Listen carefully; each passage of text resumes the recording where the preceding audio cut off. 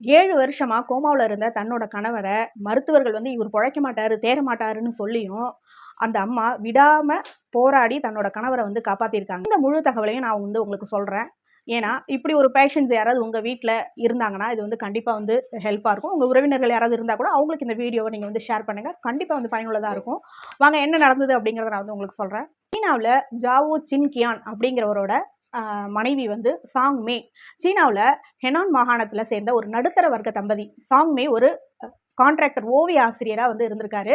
October 2019ல ஒரு 3 வயசு குழந்தை, அவங்களோட குழந்தை தான் மாடியிலிருந்து தவறி விழுந்தப்ப இவரு தன்னோட உயிரையும் பொருட்படுத்தாம இவரும் கீழே குதிச்சு அந்த குழந்தைய வந்து காப்பாத்திருக்காரு.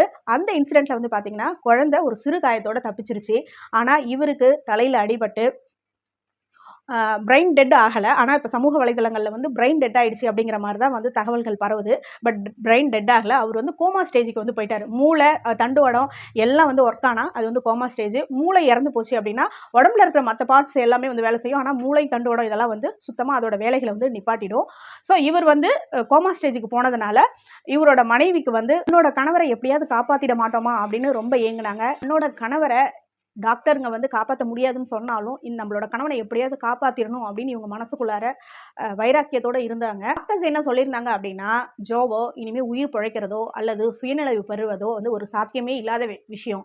அவர் வந்து ஸ்டேட்டஸ் எனப்படும் கோமா நிலைக்கு சென்று விட்டார் என்று கூறினாங்க. ஆனால் சாங்மே தன் கணவரை விட்டுக் கொடுக்க விருப்பம் இல்லை. இதனிடையே இந்த அம்மா தன்னோட வேலையை ராஜினாமா செஞ்சுட்டு 2 குழந்தைங்களையும் வளர்த்துட்டு கணவரை வந்து முழு நேரமும் கவனிச்சுக்கிட்டாங்க.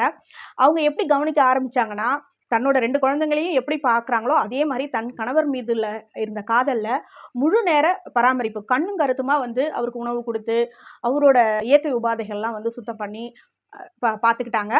அப்புறம் நரம்புகளை தூண்டுவதற்கு மசாஜுகளும் செஞ்சுட்டு இருந்தாங்க. அப்புறம் ஒரு நாள் எதிர்பாராத விதமாக அவரது கால் விரலை சாங்மே கடிச்சப்போ ஜாவோவின் உடல்ல சிறு அசைவு தெரிஞ்சுது. அன்றிலிருந்து சுகாதாரம் கருதி காலில் ஒரு பிளாஸ்டிக் கவரை மாட்டிக்கிட்டு தினமும் கணவரின் கால் விரல்களை கடிச்சு நரம்புகளை தூண்டிவிடும் விசித்திரமான மசாஜ் முறையை சாங்மே பல வருடங்களாக பின்பற்றினாங்க. 7 ஆண்டுகள்ங்கிறது சாதாரண விஷயமே கிடையாதுங்க. ஒரு நாள், 2 நாளில் ஒரு 10 நாளோ ஒரு மாசமோ வந்து நம்ம செய்வோம். ஆனால் ஒரு 7 வருஷம் தன்னம்பிக்கையோட தன்னோட கணவர் என்னைக்காவது கண் திறந்து நம்மளை பார்த்துட மாட்டாரா, நம்ம பேரை சொல்லி கூப்பிட மாட்டாரா அப்படிங்கிற ஒரே நம்பிக்கையில் அந்த அம்மா தினசரி அவங்களோட கால் விரலை கடிச்சு விட்டுக்கிட்டே இருந்தாங்க. அவரோட பேசுறது, பாட்டு கேட்கறது, அப்புறம் வந்து மசாஜ் செய்வது என தன்னோட வாழ்க்கையை முழுவதுமாக வந்து தன்னோட கணவர் என்னைக்காவது எந்திரிச்சிருவார் அப்படிங்கிற ஒரு அர்ப்பணிப்பு குணத்தோடையே அவங்க வந்து தினம் வந்து அவருக்கு தொண்டு செஞ்சுட்டு இருந்தாங்க. இவங்களுக்கு ஏன் இந்த நிலைமை என்று உள்ளூர் மக்கள் வருத்தப்பட்டாங்க. ஏனெனில் இந்த தம்பதிக்கு ஏற்கனவே ஏழை பிள்ளைகளுக்கு இலவசமாக ஓவியங்கள் கற்றுக் கொடுத்தும் வந்திருக்காங்க.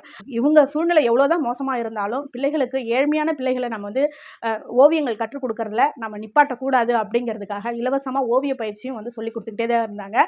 ஜாவோ தன்னோட குறைஞ்ச வருமானத்தில் ஒரு மலை கிராமத்து ஏழை குழந்தையின் கல்வி செலவை ஏற்று நடத்தி வந்தார். பாருங்க, இவ்வளோ பிரச்சனையிலையும் அவங்க ஏழைகளுக்கு செய்கிறத வந்து நிப்பாட்டவே இல்லை. ஸோ இதெல்லாம் வந்து ரொம்ப ஒரு எல்லார்கிட்டையுமே வந்து இந்த குணங்கள் வந்து இருந்துராது. ஸோ நல்லவர்களுக்கு நல்லது நடக்கும், சோதனையெல்லாம் தாண்டி நல்லது நடக்கும்னு சொல்லுவாங்க. அதே மாதிரி தான் இவங்க விஷயத்துலையும் வந்து நடந்துச்சு. முயற்சியின் பலனாக ஜாவோவின் உடலில் அசைவுகள் கூடின. ஜூன் 30 அன்று அந்த பெரும் அதிசயம் நிகழ்ந்ததுங்க. அதாவது போன மாதம், அதாவது இப்போ 12 நாள் முன்னாடிங்க அந்த பெரும் அதிசயம் நிகழ்ந்தது. 7 ஆண்டுகளுக்கு பிறகு ஜாவோ மெதுவாக கண்களை திறந்து தன் மனைவியை பார்த்து சாங்மே ஐ லவ் யூ என்று முதல் வார்த்தையே வந்து அவர் வந்து கிசுகிசுப்பா வந்து சொன்னார். அதாவது முணுமுணுப்பா, எங்கேயோ நம்ம பேரை சொல்லி ஐ லவ் யூன்னு சொல்கிறாங்களே, நம்ம புருஷன் குரல் மாதிரி இருக்கேன்னு சொல்லிட்டு உடியாந்து பார்த்தா இவர் முணுமுணுத்துட்டு இருந்திருக்காரு. பல வருடங்களாக பதிலே சொல்லாத ஒரு மனுஷங்கிட்ட இருந்து வார்த்தையை கேட்டு சாங்மே கண்ணீர் விட்டு கதறி ஆனந்த கண்ணீர் விட்டு பயங்கரமா அழுதுருக்காங்க. இப்போ மெதுவாக எழுந்து நிற்கிறது, நடக்கிறதுன்னு அவர் இப்போ பழைய நிலைக்கு கொஞ்சம் கொஞ்சமாக வந்துட்டாரு. தன் மனைவியின் பெயரை எழுதவும் அவரால் முடியுது. பல வருஷங்கள் எழுதாமல் படிக்காமல் படுத்த படுக்கையாக இருந்ததுனால கொஞ்சம் கொஞ்சமாக அவங்க மீட்டெடுத்துட்டு வராங்க தன்னோட கணவனை. கோமாவிலேருந்தே மீட்டெடுத்துட்டாங்க. ஸோ இனிமேல் வந்து அந்த பழைய நிலைக்கு அவர் வந்து சீக்கிரம் வந்துடுவார். கணவன், மனைவி, அந்த குழந்தைங்க வந்து நல்லபடியாக இருக்கணும். நம்ம எல்லாருமே வந்து வேண்டுதல் வச்சுப்போம். நம்ம வந்து சினிமாவில் வந்து பார்த்துருப்போம். வசூல் ராஜா MBBSல வந்து கமல்ஹாசன் சார் வந்து அந்த கோமா பேஷண்ட்டை வந்து மற்றவங்க எல்லாருமே வந்து ஒரு ஜடமாக பார்க்கும்போது அவர் மட்டும் அவர்கிட்ட பேசுறது, நடக்கிறது, விளையாடுறது அப்படின்னு சொல்லி ஒரு டைமில் வந்து அவர் கோமாவிலேருந்து மீண்டுருவார். ஸோ சினிமாவில் தான் இது மாதிரி நடக்கும், ஆனால் நிஜ வாழ்க்கையிலாம் இப்படி நடக்குமா, சாத்தியம் இருக்கா அப்படின்னு பார்த்தா இங்கே நடந்திருக்கு, அதுதான் உண்மை. ஸோ இவங்களாம் வந்து நிஜ வாழ்க்கையிலுமே வந்து ஹீரோயின் தான் அந்த அம்மா. இவங்களோட உண்மையான காதலும் நம்பிக்கையும் ஜெயிச்சிருச்சு அப்படிங்கிறது தான் வந்து எனக்கு தோணுச்சு. ஈஸியான சம்பவத்தை பற்றி நீங்கள் என்ன நினைக்கிறீங்க, கமெண்ட் செக்ஷனில் சொல்லுங்கள். இந்த வீடியோ பிடிச்சிருந்தா லைக் கமெண்ட் பண்ணுங்கள், உங்கள் ஃப்ரெண்ட்ஸுங்களுக்கும் ஷேர் பண்ணுங்கள். கண்டிப்பாக கோமா ஸ்டேஜில் யாராவது உங்கள் ரிலேட்டிவ்ஸ் இருந்தாங்கன்னா அவங்களுக்கு இந்த வீடியோவை ஷேர் பண்ணுங்கள். இது வந்து மற்றவங்களுக்கும் பயனுள்ளதாக இருக்கும்னு நான் நம்புகிறேன். தேங்க்யூ.